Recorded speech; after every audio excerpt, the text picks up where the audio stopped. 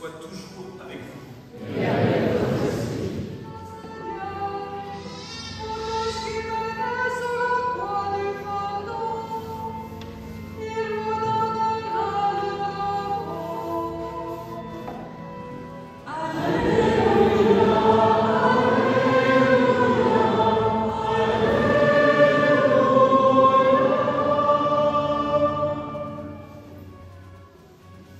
Le Seigneur soit avec vous.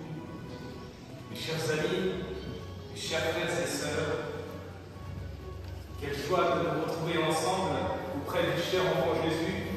C'est lui l'auteur de tout. En ce jour béni de la Toussaint. C'est finalement un beau cadeau de la Providence que mes supérieurs m'aient demandé de vous dire de ne pas venir dimanche dernier à Toulouse pour que je vienne célébrer une messe d'action de grâce à Beaune, où j'ai tant reçu pendant 8 années. Oui, quelle joie et quelle grâce d'être ici, ensemble. Je ne vous oublie pas. Chaque dimanche, depuis 7 ans, je célèbre la messe pour vous, les habitants de la grande paroisse de Beaune, avec une pensée particulière pour les 5 clochers de Bligny-les-Beaunes, Tailly, Corcelles-les-Arts, Merceuil et Montagny, mais aussi pour les jeunes des aumôneries scolaires, mais surtout pour les prêtres. Et je rends grâce de vous avoir à mes côtés en ce jour, chers frères prêtres et chers frères diacres, en particulier le père Dominique Garnier, à qui je dois tant, à qui peut-être comme prêtre je dois tout, puisqu'il a été mon premier curé en tant que séminariste et diacre. Il m'a tout appris. Il y a une chose qu'il n'a pas réussi à m'apprendre, c'est à cuisiner. Alors j'ai été obligé de trouver une communauté où il y a des bons frères qui faisaient la cuisine. Chaque dimanche, je célèbre la messe pour vous aussi, les habitants des paroisses d'Is-sur-Tille et Grand-Celle-Château. C'est vous qui m'avez appris à être curé et à l'être pendant 5 années merveilleuses.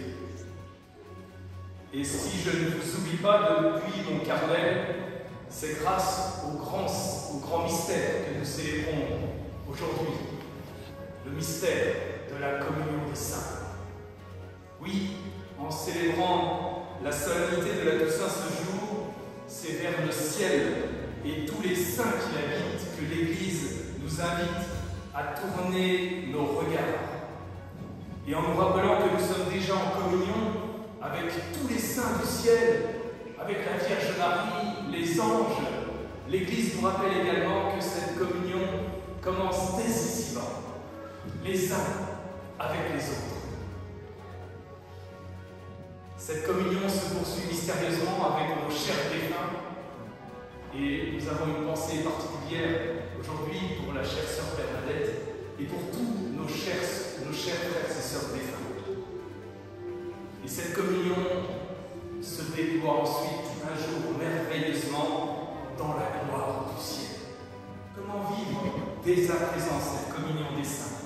Comment dès aujourd'hui parler le langage de l'amour que Jésus est venu nous apprendre et que tous les saints ont appris avant de gagner le ciel?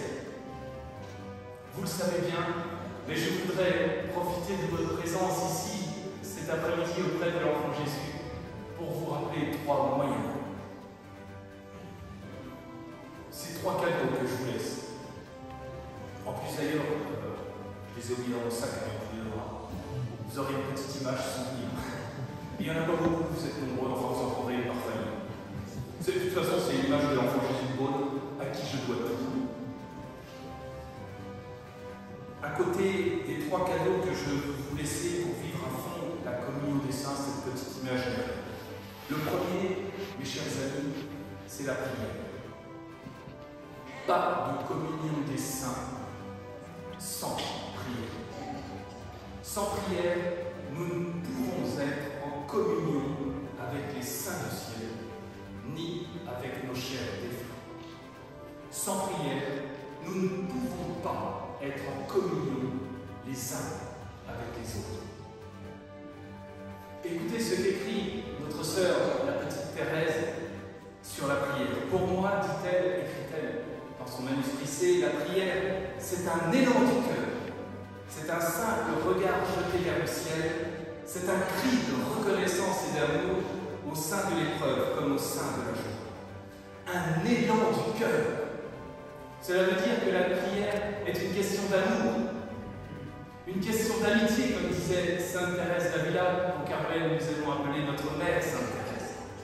Un échange d'amitié, dit-elle, notre mère, où l'on s'entretient souvent, seul à seul, avec ce Dieu dont on sait qu'il nous aime. Un Dieu qui nous aime et qui nous attend dans la prière.